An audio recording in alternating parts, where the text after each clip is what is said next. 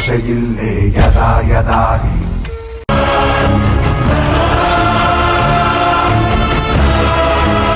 Super idea madam. ಇನ್ನು ಅವನ ಕತೆ ಮುಗೀತು.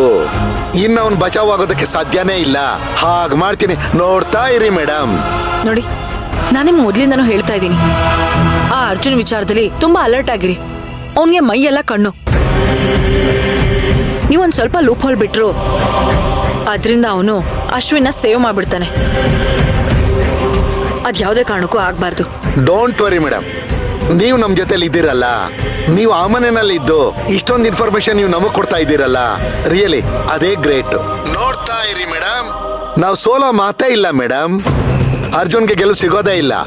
ನೋಡ್ತಾ ಇರಿ ಆ ಜಡ್ಜ್ ಮುಂದೆ ಅರ್ಜುನ್ಗೆ ಹೇಗ್ ದಬಾಯಿಸ್ತೀನಿ ಅಂತ.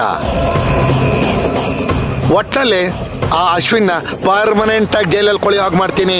ಅಷ್ಟಾದ್ರೆ ಸಾಕು. ನಿಮ್ಗೆಲ್ಲ ನನ್ ಕಡೆಯಿಂದ ಒಂದು ದೊಡ್ಡ ಪಾರ್ಟಿ ಕೊಡ್ತೀನಿ. Thank you madam, thank you.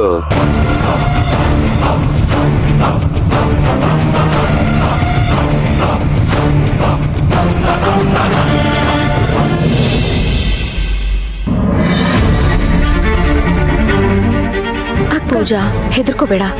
ಕಾನೂನು ಯಾವತ್ತೂ ಮೋಸ ಮಾಡಲ್ಲ. ನ್ಯಾಯ ನಮಗೆ ಖಂಡಿತವಾಗ್ಲೂ ಸಿಕ್ಕೇ ಸಿಗುತ್ತೆ. ಏನೋಪ್ಪ, ಇಲ್ಲಿ ಏನ್ ನಡೀತಿದೆ ಅಂತಾನೆ ನನ್ಗೆ ಅರ್ಥ ಆಗ್ತಿಲ್ಲ.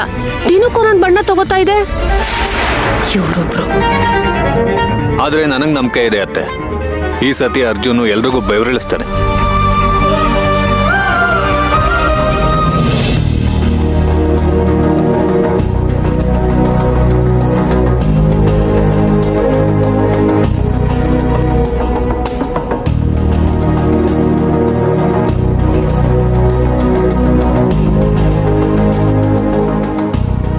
Case number 345